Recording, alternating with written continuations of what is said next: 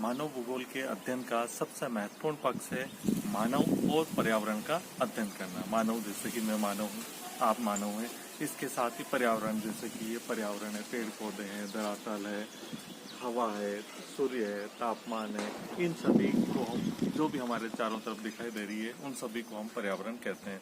पर्यावरण के अध्ययन के मुख्य रूप से 3 पक्ष हैं। पहला निश्चयवाद, दूसरा संभववाद और तीसरा नवनिश्चयवाद। जो निश्चयवाद है इसके अंतर्गत बताया गया है कि प्रकृति है वह सब शक्तिशाली है, प्रकृति प्रधान है। एक जो विद्वानों का पक्ष है वो ये कहता है कि ये जो पर्यावरण है वो बहुत ही शक्तिशाली है, या भौतिक दशाएं हैं ये बहुत ही शक्तिशाली है। मानव है इसको इस भौतिक दशाओं के अनुसार ही अपने कार्यों को संपादित करना पड़ता है। विद्वानों का एक दूसरा पक्ष भी है, उसका कहना है कि प्रकृति शक्तिशाली नहीं है, प्रकृति प्रधान नहीं है, मानव प्रधान है। मानव अपने कार्यों को प्रकृति के हिसाब से एडजस्ट कर लेता है, उसमें अनुकूलन कर लेता है, उसमें समायोजन कर लेता है और अपने आप को पर्यावरण के अनुसार निश्चित अपने कार्यों को निश्चित कर लेता है। जो प्रथम पक्ष है जिसमें पर्यावरणवादी हैं, जो ये कहते हैं कि पर्यावरण शक्तिशाली है, उनका मानना है कि जैसे ये सूर्य चमक रहा है, इस चमकते सूर्य की चमक को मैं मानव कम नहीं कर सकता, या जैसे ये धूप है, इस धूप के जो तापमान है ये निश्चित रहेगा, इस तापमान को मानव कम नहीं कर सकता। यानी ये तापमान है इसमें मानव किसी प्रकार का परिवर्तन नहीं कर सकता। सूर्य से जो ताप आएगा वही आएगा, मानव इस ताप को न तो कम कर सकता है न इस तापमान को अधिक कर सकता है। इस तरह का जो मत है उनको जो मानने वाले हैं उनको हम कहते हैं पर्यावरणवादी या निश्चयवादी या जियोक्रेट्स। इंग्लिश में इसे कहते हैं डिटर्मिनिज्म, एनवायरमेंटलिज्म या जियोक्रेट्स। कुल मिला के इनका मानना है कि पर्यावरण सर्वशक्तिशाली है, मानव के प्रत्येक कार्य को पर्यावरण निश्चित करता है, चाहे वह सांस्कृतिक कार्य हो या मानव की संरचना। जैसे हम थोड़ी देर के लिए माने कि जैसे निग्रो लोग हैं, निग्रो लोगों का कलर आप जानते हैं कैसे होता है, काला होता है। ठीक इसी तरह उनके बाल होते हैं जो घुंघराले होते हैं, और जो ऊन होती है उस दुल्हन की तरह गुथे हुए होते हैं। ठीक इसी तरह उनके होठ बड़े बड़े होते हैं, उनकी नाक बड़ी होती है।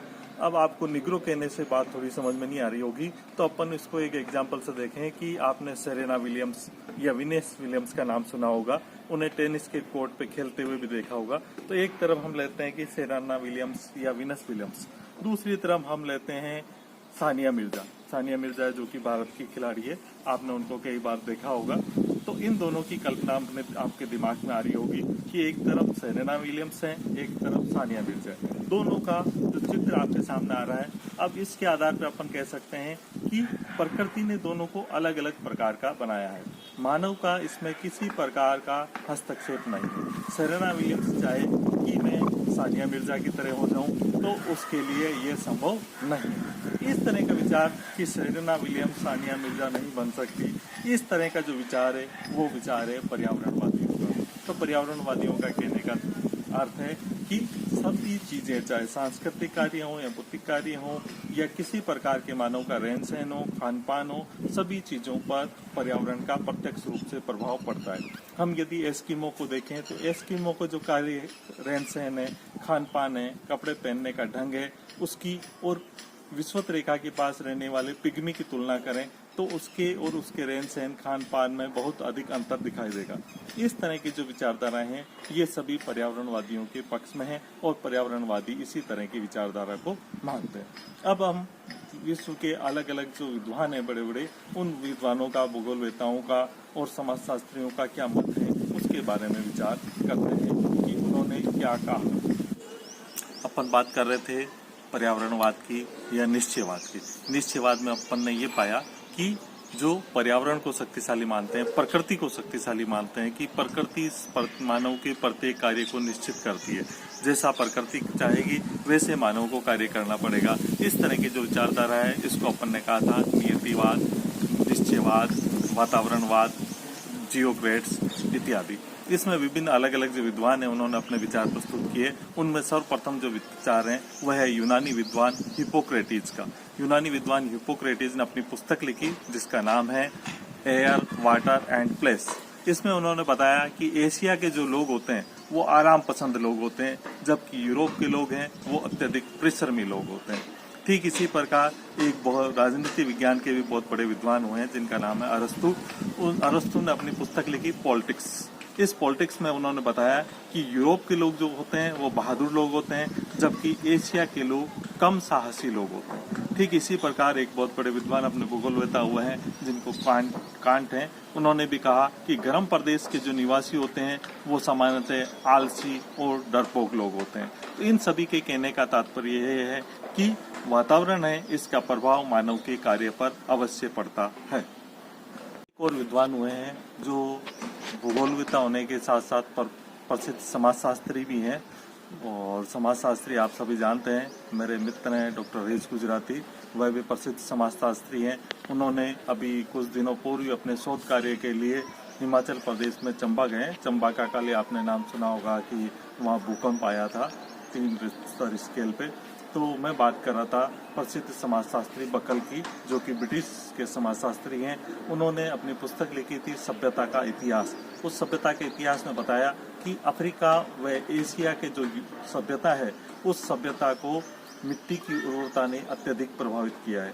यानी मिट्टी की जो उर्वरता है या जो मिट्टी है, मिट्टी जो कि प्रकृति द्वारा प्रदान की गई है, उसने भी मानव को प्रभावित किया है, उसकी सभ्यता को प्रभावित किया है, अर्थात उसका रहन सहन खान पान प्रत्येक चीज को प्रभावित किया है। तो बकल ने क्या कहा अपनी सभ्यता का इतिहास पुस्तक में, उसने कहा कि अफ्रीका व एशिया की सभ्यता यूरोप की अपेक्षा मिट्टी की उर्वरता से अधिक प्रभावित हुई है, जबकि एशिया के पास ही उससे अटैच ही दोनों आपस में जुड़े हुए जो महाद्वीप है उस महाद्वीप का नाम है यूरोप। उस यूरोप की सभ्यता को जलवायु ने अधिक प्रभावित किया है। यानी पर्यावरण के दो महत्वपूर्ण पक्ष हैं, एक मिट्टी है, दूसरा है जलवायु। इस मिट्टी और जलवायु दोनों ने अलग अलग प्रकार के महाद्वीपों को प्रभावित किया है। मिट्टी की उर्वरता ने प्रभावित किया है एशिया को, जबकि जलवायु ने प्रभावित किया है यूरोप को। एक और प्रसिद्ध समाजशास्त्री और भूगोलवेता हुए हैं डिमोलिंस। डिमोलिंस ने अपनी पुस्तक लिखी। डिमोलिंस ने अपनी पुस्तक में बताया कि जो समाज है वो पूरा का पूरा ही वातावरण से निर्मित है, अर्थात ये बहुत ही घोर नियतिवादी हुए हैं और इन्होंने या पर्यावरणवादी हुए हैं। इन्होंने कहा society is fashioned by environment, यानी पूरी का पूरा जो समाज है वो पूरा का पूरा समाज जो निर्मित हुआ है वो हुआ वातावरण से। तो इनका सेंटेंस कोट करने लायक है कि society is fashioned by environment, समाज पर्यावरण या वातावरण द्वारा निर्मित है। उन्होंने आगे अपनी पुस्तक में बताया कि अगर धरातल है ये धरातल वर्तमान अवस्था में रहे और मानव जाति का इस सभ्यता का इतिहास यदि पुनः लिखा जाए तो वैसा ही होगा जैसा वर्तमान में, अर्थात यदि प्रकृति में किसी प्रकार का चेंज नहीं आए तो मानव के जो इतिहास है उसमें भी किसी प्रकार का कोई चेंज नहीं आएगा। कारण इसका ये है कि जब प्रकृति समान है तो उसकी सभ्यता भी समान होगी, यानी प्रकृति ने ही सारी इतिहास की घटनाओं को प्रभावित किया है। जैसा प्रकृति चाह रही है वैसे ही घटनाएं घटित होगी। उन्होंने कहा कि स्टेपीज प्रदेश है वो घोड़ों के लिए प्रसिद्ध है। क्यों? क्योंकि घोड़ों के लिए वहाँ अनुकूल दशा है। यदि स्टेपीज प्रदेश में ऊंट या दूसरे जानवर लाएं तो वह वहाँ सरवाइव नहीं कर पाएंगे। अर्थात प्रकृति न केवल मानव के कार्यों को बल्कि प्रत्येक जो चीज है उन सभी को प्रभावित करती है। इसी तरह एक प्रसिद्ध विद्वान हुए हैं रेटजल, जो कि महान पर्यावरणवादी या नियतिवादी भी कहलाते हैं, नियतिवाद के प्रणेता भी कहलाते हैं। उन्होंने बताया कि बुद्धि और संस्कृति के क्षेत्र में जो हमारी विकसित समाज है, हमारे विकसित समाज की तुलना दूसरे समाज से हम नहीं कर सकते। अर्थात प्रत्येक क्षेत्र में हमारे जो पर्यावरण है उसका योगदान बहुत ही महत्वपूर्ण हुआ है। इसी तरह कुमारी सैम्पुल है जो कि अमेरिकन भूगोलवेता है, वह भी इस रेटजल की शिष्या रही है। उन्होंने भी बताया कि जो मानव है वह भूतल की उपज है, man is product of earth surface, और उसकी आत्मा, उसकी शारीरिक संरचना, प्रत्येक कार्य को पर्यावरण ने निर्धारित किया है। इसी तरह यूएसए के प्रसिद्ध भूगोलवेता हुए हैं हंटिंगटन। उन्होंने अपनी पुस्तक लिखी मानव भूगोल के सिद्धांत। उसमें भी उन्होंने बताया कि पर्यावरण ने ही पर मानव के प्रत्येक कार्य को निश्चित किया है। मनुष्य इच्छा शक्ति रहित एक स्वचालित मशीन नहीं हो सकता। यानी इस तरह जैसे रोबोट होता है, रोबोट को जितना कहा जाता है उतना ही वो कार्य करता है, उसमें किसी तरह की स्वयं की इच्छा शक्ति नहीं हो सकती। इसी प्रकार मानव रोबोट की तरह या एक स्वचालित मशीन की तरह नहीं हो सकता। उसकी खुद की भावनाएं होती है, खुद का IQ होता है, उसके अनुसार वो कार्य करता है। एक और प्रसिद्ध विद्वान हुए हैं किरचॉफ के अलावा टेकम बात कर रहे थे। किरचॉफ के साथ साथ एक और विद्वान हुए टेकम। उन्होंने कहा कि पर्यावरण और मानव दोनों अपनी जगह प्रभाव रखते हैं। कब किसका प्रभाव समाप्त हो जाए और कब किसका प्रभाव शुरू हो जाए, इसमें के बीच में हम किसी तरह का विभाजन नहीं कर सकते।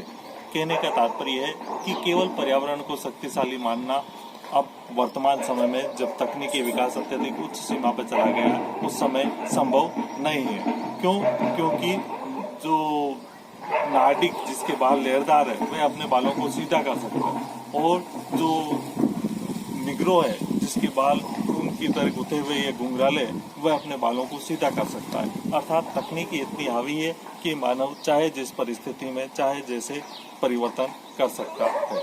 धन्यवाद।